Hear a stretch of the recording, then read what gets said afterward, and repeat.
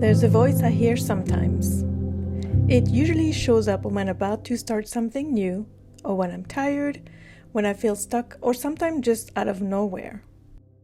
I call this voice Debi, which, in case you're curious, is a nickname made of the first 4 letters of my last name, something an old boss of mine used to call me. Debi is my critical voice. She always arrives without warning and offers opinions I never asked for. Check out these other artists. Wow, they're so much better than you. You're just not good enough. You should be farther along than this. For years, long before I named her, I believed every word she said.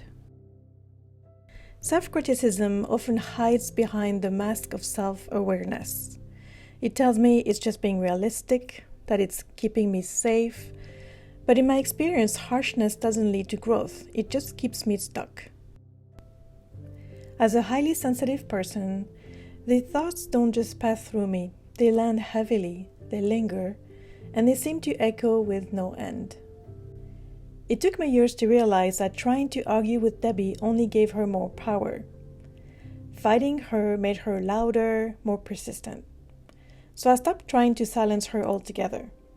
Instead, I learned to acknowledge her presence.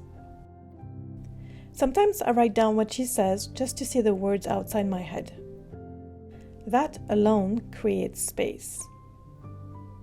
And then I ask myself, is this true? Is this helpful? Is this how I would speak to someone I love? Other times, I place my hand on my heart and I speak a different kind of truth. I'm doing my best. I am who I am, and that is enough. Debi is especially loud when I'm making art. It's true though that I tend to have high standards for my creative practice. Like the idea of making loose or messy work is somewhat difficult for me, and I rarely give myself that kind of permission. But I'm learning that gentleness isn't giving up. It's giving myself space to create. Gentleness is its own kind of strength. These are small practices. They don't make the voice disappear completely, but they remind me that I have a choice. I don't have to engage with every thought that passes through me. Sometimes I picture Debi standing at the door, arm crossed, unimpressed. And I remind myself, I get to decide whether or not to let her in. I can nod politely and keep working. If you're someone who struggles with your inner critic, you are not alone. Every creator, artist, every tender heart wrestles with it. And, well, that's part of being human. So here are 5 tips to learn to tame your critical voice. First, give it a name. This is a technique called externalization in narrative therapy. By naming your critic, say Debi or the voice of doom, you shift from identifying with it to observing it. It creates distance between you and the voice, which weakens its emotional grip. You move from this is me to this is a part of me. So the more you see your critical voice as a character, the less it has power over you and your truth. My second tip is to use evidence-based rebuttals. This taps into cognitive behavioral therapy, CBT, one of the most researched methods for managing negative self-talk.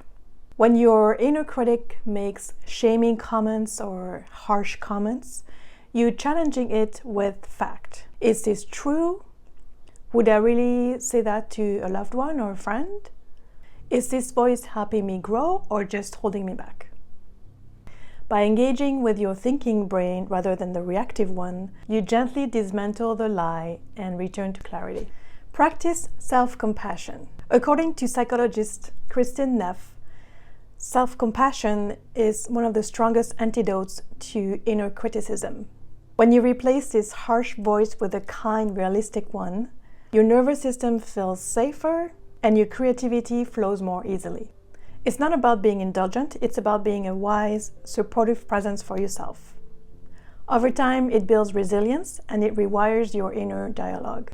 Harshness might motivate you short-term, but self-compassion supports your growth long-term. Interrupt the loop with movement. The inner critic thrives when we're frozen, physically and mentally. Movement activates your prefrontal cortex and parasympathetic system, helping shift you out of fear mode. It doesn't have to be serious. A little dance, a walk, just shaking your body breaks the critic's trance, reminds you I have agency, I'm alive, I'm not stuck. It's a physical reset that reclaims the moment. Schedule critic time, then close the door. When you give your critical voice a set time to speak, it no longer hijacks your whole day. Writing it all down externalizes the noise, and closing your journal tells your brain, you've been heard, but I'm in charge now. So this honors the critic's need to be seen, but it doesn't let it run the show. And as a bonus tip, I'd say use humor to disarm the critic. Laughter activates brain circuits that counteract fear and shame. When you give your critic a ridiculous name or you let it say something over the top, you loosen its control. You're no longer treating it as gospel, you're saying it for what it is, a worried, overacting part of you. Humor deflates the critic's seriousness and lets you return to your creative spirit. Debi still shows up at my door, some days more insistently than others, but now when she knocks, I don't feel obligated to let her redecorate my entire inner world. I've learned that I don't need to eliminate my critical voice to create meaningful work or live a fulfilling life. I just need to remember that I'm the one who gets to choose which voices I listen to. Thank you so much for watching this video, especially if you watched it till the end. I really do appreciate it. If you did, why don't you put a little star emoji in the comments? And also let me know, do you struggle with your inner critic? Do you have other ways of dealing with your critical voice that maybe I didn't mention? And if you liked the video, please give it a thumbs up. Subscribe if you're not already. Share the video with your friends and family. And I'll see you next time in a new video. Bye!